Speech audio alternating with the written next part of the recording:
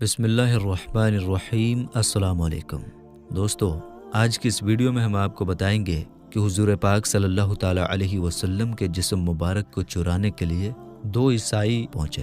اس کے بعد کیا ہوا جان کر آپ کے بھی ہوش اڑ جائیں گے، اس لیے آج کی اس ویڈیو کو پورا ضرور دیکھیے گا۔ دوستو، آج سے 800 سال پہلے مصر میں ایک بادشاہ رہتا تھا۔ اس کا نام سلطان نور الدین جنگی تھا۔ وہ بہت ہی نیک بادشاہ تھا، ہر وقت اللہ کا ذکر کرتا۔ وہ روزانہ رات میں 1000 بار حضور پاک صلی اللہ تعالیٰ علیہ وسلم پر درود پاک پڑھ کر سوتا تھا۔ ایک رات تھکان کی وجہ سے سلطان نے صرف 700 بار درود شریف پڑھا اور سو گئے تو خواب میں حضور پاک صلی اللہ تعالیٰ علیہ وسلم کا دیدار ہوا۔ آپ نے فرمایا کہ اے نور الدین، آج میرے پاس 300 درود کم کیوں بھیجے؟ یہ خواب دیکھتے ہی سلطان کی آنکھ کھل گئی اور انہوں نے اسی وقت 300 بار درود شریف پڑھ کر 1000 بار مکمل کیا۔ اس واقعے کے کچھ ہی دنوں بعد سلطان نور الدین ایک رات سوئے ہوئے تھے کہ انہیں خواب میں حضور پاک صلی اللہ تعالیٰ علیہ وسلم کا دیدار ہوا۔ آپ صلی اللہ تعالیٰ علیہ وسلم نے سلطان سے کہا کہ اے سلطان، 2 عیسائی آدمی میرے جسم کو قبر سے نکالنا چاہتے ہیں، تم جلدی سے مدینہ آ کر ان کے بارے میں معلوم کرو، ورنہ میرا جسم ان عیسائیوں کے ہاتھ میں چلا جائے گا۔ اور پھر حضور پاک صلی اللہ تعالیٰ علیہ وسلم نے سلطان کو ان دونوں آدمیوں کی شکلیں دکھائی۔ اسی وقت سلطان کی آنکھ کھل گئی تو وہ بے چین ہو اٹھے کہ آخر یہ کیسا خواب تھا اور حضور پاک صلی اللہ تعالیٰ علیہ وسلم مجھ سے کیا کہنا چاہتے تھے۔ بستر سے اٹھے اور وضو کر کے 2 رکعت نماز پڑھی اور پھر لیٹ گئے۔ آنکھ لگ گئی اور پھر خواب میں حضور پاک صلی اللہ تعالیٰ علیہ وسلم کا دیدار ہوا۔ آپ فرما رہے تھے کہ سلطان، تم کیوں سو گئے؟ میری بات پر دھیان دو، جلدی سے مدینہ آؤ اور مجھے ان دونوں عیسائیوں سے بچاؤ جو میرا جسم نکالنا چاہتے ہیں۔ سلطان پھر گھبرا کر اٹھ بیٹھے۔ اس بار بھی سلطان نے جا کر وضو کیا اور 2 رکعت نماز پڑھی۔ ان کی آنکھ پھر سے لگ گئی اور وہ سو گئے۔ خواب میں انہیں پھر سے حضور پاک صلی اللہ تعالیٰ علیہ وسلم کا دیدار ہوا۔ آپ صلی اللہ تعالیٰ علیہ وسلم نے تھوڑا سختی سے فرمایا کہ اے سلطان، جلدی سے مدینہ آؤ اور مجھے ان عیسائیوں سے بچاؤ۔ سلطان گھبرا کر اٹھ بیٹھے اور رات ہی میں اپنی ساری فوج کو جمع کیا اور کہنے لگے کہ کچھ نہ کچھ معاملہ ضرور ہے۔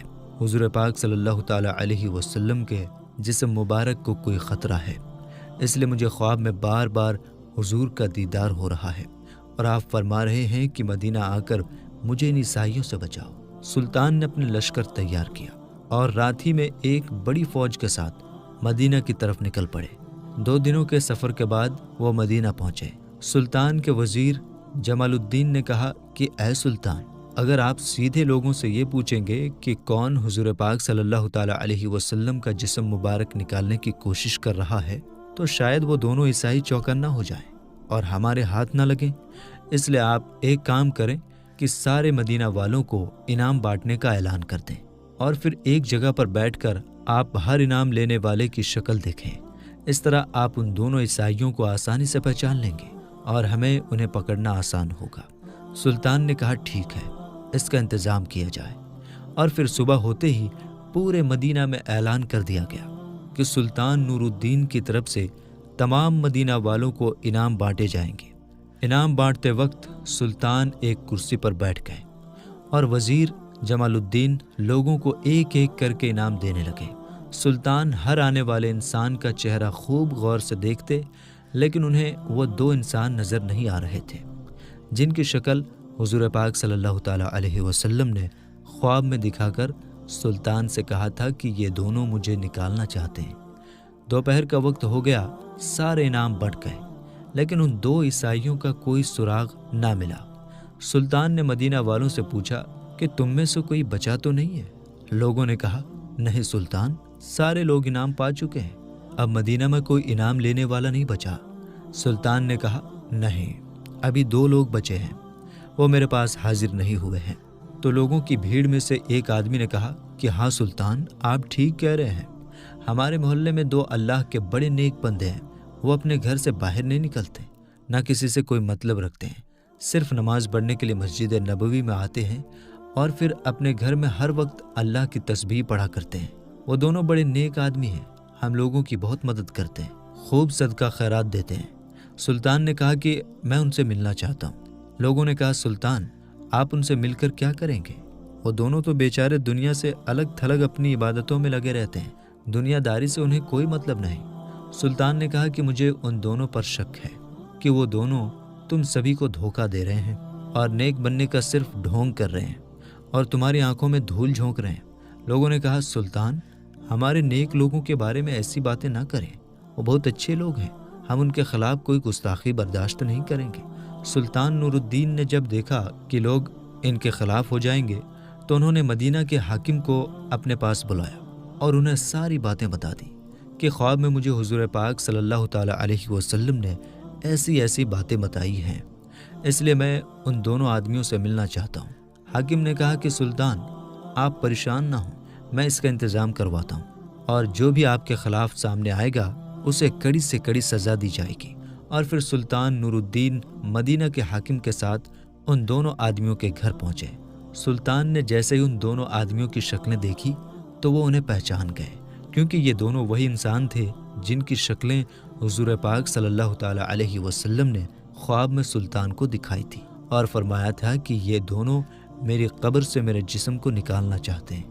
سلطان نے ان دونوں کو ساری باتیں پوچھی تو انہوں نے صاف انکار کر دیا کہ ہم تو رسول اللہ صلی اللہ تعالیٰ علیہ وسلم سے بہت زیادہ محبت کرتے ہیں، اس لیے تو ہم اپنا شہر چھوڑ کر مدینہ میں آ کر رہنے لگے، ہم ایسا گندا کام کیوں کریں گے؟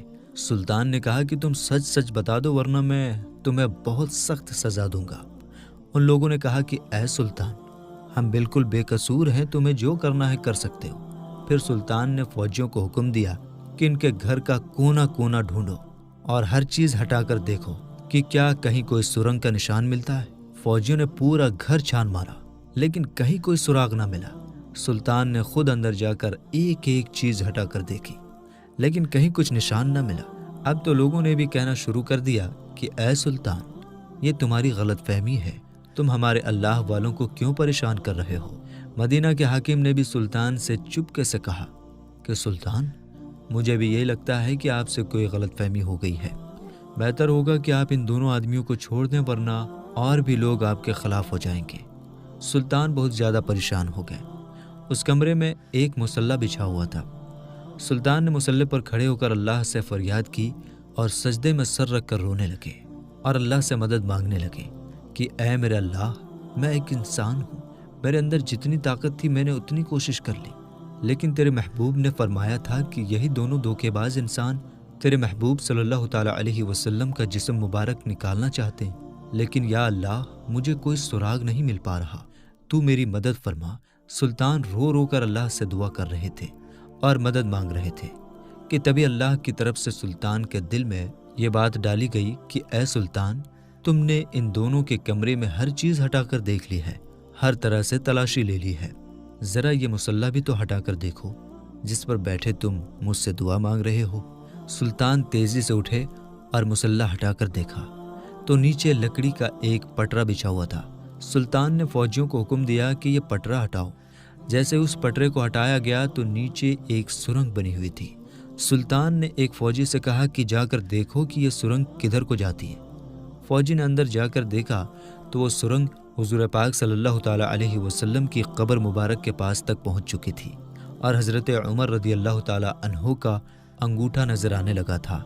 فوجی نے واپس آ کر سلطان کو یہ باتیں بتائی تو سلطان نے ان دونوں عیسائیوں کو گرفتار کروا کر اپنے سامنے پیش کیا اور پھر ان سے پوچھا کہ اب تم سچ سچ بتا دو ورنہ میں تمہاری گردن اڑا دوں گا۔ ان دونوں نے جواب دیا کہ اے سلطان ہمیں عیسائیوں کی طرف سے مدینہ بھیجا گیا ہے تاکہ ہم مسلمانوں کے نبی کا جسم نکال کر انہیں دے سکیں اور وہ اس کے بدلے میں ہمیں بہت سارا پیسہ دیں گے، اس لیے ہم دونوں نے اپنا بھیس بدلا اور ایک نیک آدمی کی شکل بنا کر مدینہ میں آ کر رہنے لگے۔ خود پر لوگوں کا بھروسہ بڑھانے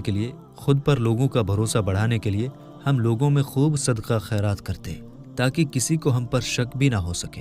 جب سبھی لوگ رات میں سو جاتے تو ہم دونوں اس سرنگ کو کھودتے تھے اور اس کی مٹی باہر قبرستان میں قبروں کے اوپر ڈال دیتے تاکہ کسی کو پتہ بھی نہ چلے۔